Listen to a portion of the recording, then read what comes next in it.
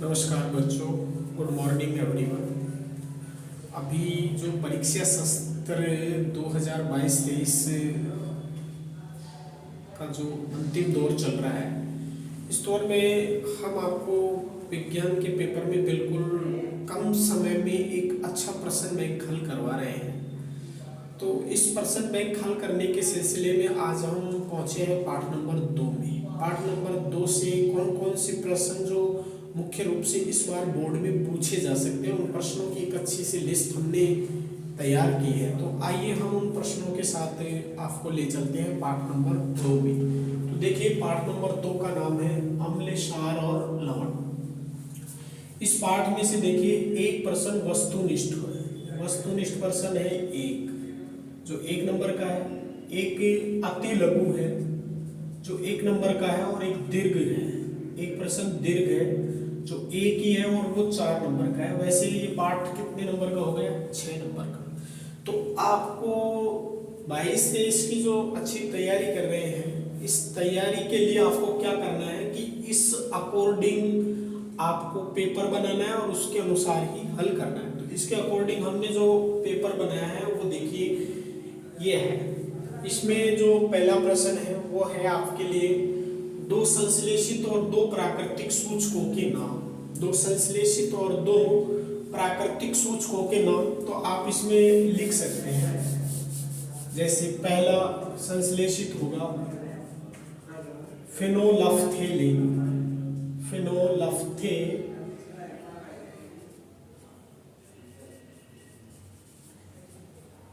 और दूसरा हो जाएगा आपका मैथिल ऑरेंज। ये 2 आपके संश्लेषित हो जाएंगे, और 2 में आप लिख सकते हैं हल्दी और लाल पत्ता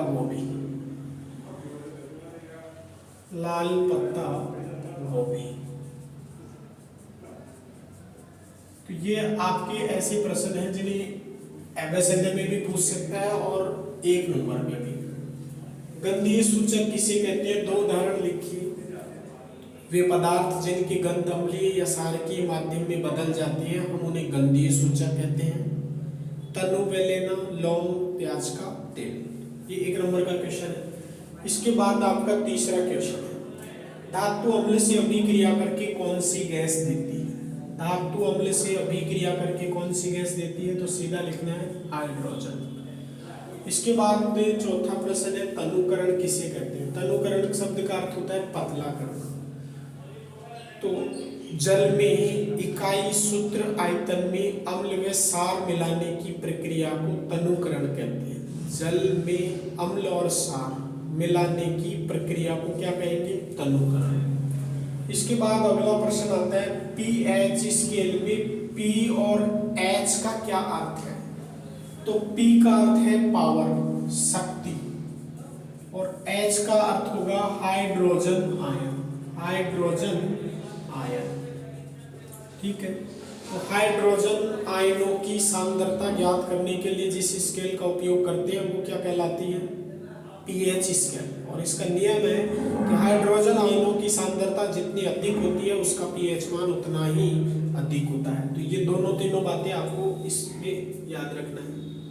शुक्र ग्रह का आवरण किस अम्ल का बना हुआ है? तो आप लिखेंगे सांद्र सल्फ्यूरिक अम्ल या H2SO4। सल्फ्यूरिक अम्ल का बना होता है।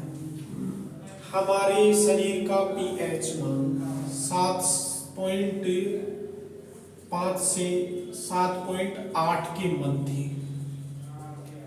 ये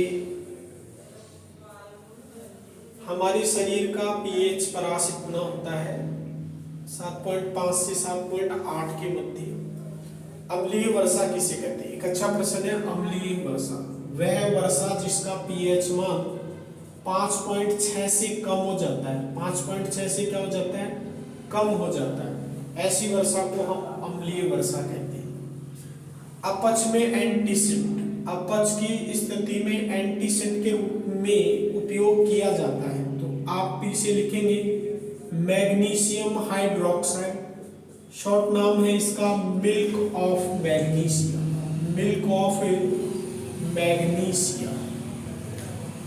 इसका उपयोग एंटीसिड के रूप में किया जाता है। अगला प्रश्न है मुंह का पीएच कितना होने पर दंत से होता है? तो यहाँ लिखना है 5.5 से कम, 5.5 से कम। इसके बाद अगला जो प्रश्न है वो है क्रिस्टलन जल किसे कहती है? क्रिस्टलन जल किसे कहती है? तो इसका आंसर होगा लवणों में इकाई सूत्र आयतन में जल पाया जाता है जिसे क्या कहते हैं? क्रिस्टलन जल। लवणों में इकाई सूत्र आयतन में जल पाया जाता है जिसे क्रिस्टलन जल कहते हैं। अगला है प्लास्टर ऑफ पेरिस प्राप्त करने के लिए जिप्सम को कितने ताप पर गर्म करते हैं? तो आपको यहाँ लिखना है 373 केल्विन ताप पर इसे क्या करते हैं? गर्म करते हैं।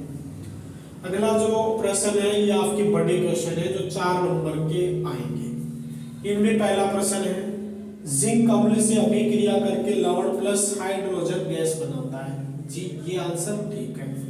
हाइड्रोजन की पहचान लिखनी है आप, तो इसकी पहचान क्या होगी पता है आपको कि जलती हुई मोमबत्ती या तिल्ली ले जाने पर फटफट की ध्वनि उत्पन्न करती है।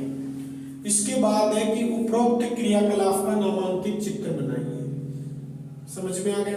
तो जो दे रखा है जिंक की अभिक्रिया का फटफट का ये आप किताब में देखेंगे और ये चित्र अच्छे से तैयार करके जाएंगे। चौथा जो प्रश्न है 14वां जो प्रश्न है वो है निम्न के सूत्र और 2 उपयोग लिखिए। तो इसमें जितने भी आपके लवण दे रखे हैं, लवणों में कौन कौन दे रखा है? विरंजक चूर्ण, धोने का सोडा, खाने का सोडा और प्लास्टर ऑफ पेरिस। 4 है, चारों के आपको सूत्र याद रखने हैं और उनके 2 उपयोग। एक उपयोग तो उनके नाम में ही है और 2 उपयोग मैं आपको कंपलसरी बता देता हूं जहां सभी जगह लिखा जा सकता है। तो पहला जो उपयोग है वो आपको लिखना है प्रयोगशाला अभिकर्मक के रूप में और दूसरा उपयोग लिखना है औषधि के रूप में। समझ में आ गया? इसके बाद ये 2 देके पूछेगा। 15वां जो प्रश्न है पीएच का निम्न में महत्व लिखिए। तो पाचन में और दंत से में ये आपको 4 नंबर के प्रश्न में 2+2 के हिसाब से दे सकते हैं। ठीक है। इसके बाद जो अंतिम प्रश्न आता है आपका कि निम्न पदों का या समूहों का मिलान कीजिए। ये इस पाठ का सबसे महत्वपूर्ण प्रश्न है। तो देखिए इसके अंदर आपको क्या क्या देगा। इधर देखिए मिलान के लिए इसमें 2-3 तरह के मिलान है। आप एक एक को मेरे से समझते जाइए। एक आपको दे रखा है कि निम्न पदार्थों में कौन सा अम्ल पाया जाता है। तो एक तरफ पदार्थ लिखेगा, एक तरफ अम्ल लिखेगा। ठीक है, जैसे सिरके में एसिटिक, दूध में लैक्टिक, इमली में टार्ट्रिक। समझ में आ रहा है? डंक मेथेनोइक। समझ गए? नेटल के पादप में, नेटल का पादप कौन सा अम्ल छोड़ता है? मेथेनोइक या फार्मिक अम्ल छोड़ता है। तो एक तो ऐसे आपको ये देगा। फिर एक देगा जैसे पदार्थों के नाम और उनके सूत्र, जैसे विरंजक चूर्ण CaOCl2। समझ में आ रहा है? दुर्बल सार, प्रबल सार, उदासीन लवण, उदासीन सार। तो ऐसा एक मिलान ये दे सकता है। 2 मिलान। तीसरा जो मिलान देगा वो देगा पीएच मान। जठर रस 1.2, नींबू का रस 2.2। समझ में आ रहा है? जल का 7, milk of magnesia 10, sodium hydroxide 14। तो ऐसे एक मिलान वाला प्रश्न यहाँ से पिछले वर्षों में कई बार पूछा गया है। तो आप इस प्रश्न को अच्छे से तैयारी कर सकते हैं। इस प्रश्न को हल करने के लिए आप अपनी संजीव पासबुक की या डैशवर्क की हेल्प लेके जितने भी मिलान वाले क्वेश्चन हैं उनको अच्छे से पढ़ के जाना है। तो ये आपके प्रश्न 16 इस पाठ से मैंने एक प्रश्न बैंक के तौर पर हल करवाए हैं। ये प्रश्न बैंक अकॉर्डिंग टू 2022-23 के लिए बनाया गया है, उसके पैटर्न के अनुसार बनाया है। तो आप इसे कम समय में पढ़कर अच्छे से हल कर सकते हैं। शून्य मात्रा से मैंने छोटे छोटे प्रश्न आपको हल करवा दिए हैं। बड़े प्रश्न हल करने के लिए आप अपना इसी YouTube चैनल पर अपना दूसरा पाठ आपको पढ़ाया गया है, वहां जाइएगा, तुरंत निकालिएगा और पढ़ लीजिएगा। समझ में आया? Okay, all the best.